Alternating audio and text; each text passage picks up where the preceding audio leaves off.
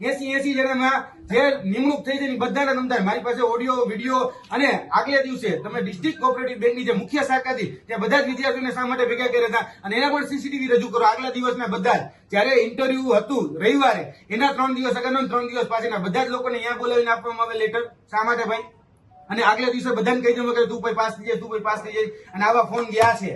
તમારે સીડીઆર જોતો તો હું આપું તમ તારે સીસીટીવી તમારી પાસે હોય ડિસ્ટ્રિક્ટ કોઓપરેટિવ બેંકનો મારે આપવાની તમ તારે તૈયારી પૂરેપૂરી છે એટલે આ ખોટું થયું છે ભ્રષ્ટાચાર થયો છે કૌભાંડથી જ ભરતી થઈ છે અને કેમ કહેતો હોય તો આક્ષેપ નથી કરતો દાવા પુરાવા સાથે સાબિત કરવાની તાકાત હું રાખું એટલે આ ભરતી પ્રક્રિયાના નામે જે તર્કટ રચો છો નાટક રચો છો ને એ નાટક રચવાનું બંધ કરી દો તમે કારણ કે તમે જે કહો છો કે ભાઈ સ્વાયત્ત સંસ્થા છે એને નિયમ જાતે બનાવી શકે પણ ભરતી હગાવાલા નહીં કરવી એવી નિયમમાં ક્યાં લખો નિયમ દેખાડો હગાવાલા લેવાના લ્યો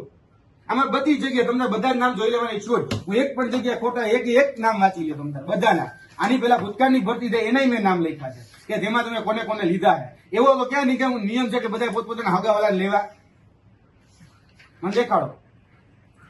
આમાં છે ને ટૂંકમાં મેં કીધું ને બીડીસી બેંક જ જવાબદાર છે અને તમારે તેમ છતાં વિશેષ રજૂઆત બીડીસી બેંકમાં જવાબ છું આ હકીકત છે સાહેબ તો પહેલા તમે ત્યાં રજૂઆત કરો ત્યાં પણ અમે જઈએ છીએ કલેક્ટરને પણ અમે જઈએ છીએ અમે અહીંના એસપી ને પણ આની કાયદાકીય તપાસ માટેના આદેશ આપે એટલા માટે અમે ત્યાં પણ જઈને સરકારમાં રજૂઆત કરવાના છીએ હવે ગુજરાતના મુખ્યમંત્રી એમ કે ભાઈ મારા દીકરાને નોકરી દેવડાવી હોય તોય હું હગાવાતી કે ઓઠાણવાતી ન દેવડાવી હતું હવે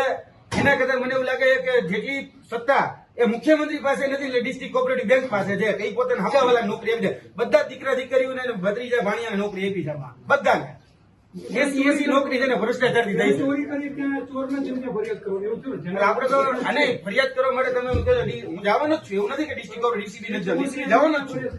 જે આ બધી જગ્યાએ આ ડીસીબી નું જે સંસ્થા છે આપણી બરોબર ગંગાજળ હું જાય છે તમારે હવે તપાસ કોણ કરશે બિલાડીને કહીશ કે દૂધનું રખોપું કરે ચોરને કહીશ કે ચોરી કોને કરી મને તપાસ કરીને કે અત્યારે રાજ્ય સરકાર દ્વારા તપાસ સોંપવામાં આવી છે મને તપાસ રિપોર્ટ આપો તપાસ સોંપવામાં આવી તો મને કાગળ આપો કાલો અને તપાસ સોંપવામાં આવી છે તમે અરજી આપી દો અમે તમને તપાસ આજે હું અરજી સહિત બધી આપું છું સાહેબ શ્રી આપને અને વડીલ શ્રી આપને પણ આપું છું તમે રજીસ્ટ્રાર આવે એમને ખાસ કહેજો કે યુવરાજસિંહ આ બાબતમાં ક્યાંય પણ કાચું કાપવા નથી આ બધી જ જગ્યાએ ભ્રષ્ટાચાર થયો કૌભાંડ થયું છે અને બધા જ આધાર પુરાવા આપવાની તાકાત અમારામાં છે આપવાના અમારી જવાબદારી નથી યાદ રાખજો નથી કારણ કે સામાન્ય નાગરિક છે અમે કહી શકીએ કે આ ખોટું છે તપાસ કરવાની જવાબદારી તમારા બધાની છે કારણ કે તમારા અંતર્ગત આવતી આ સંસ્થાઓ છે કારણ કે સહકારી ક્ષેત્રના તમે વડા છો જિલ્લાના વડા તો સહકારી ક્ષેત્રના વડાના તરીકે તમારે ધ્યાન રાખવાનું છે કારણ તો પોતાના હગાવાલાને સેટ કરવામાં આવે છે અહીંથી કેટલા લોકોને સેટ કરવામાં નામ જોતા ને મને કહેજો હું નામ જોઈ આપીશ કે આ સંસ્થામાંથી કેટલા 5 જણાને લેવામાં આવી 5 ના નામ મારી પાસે છે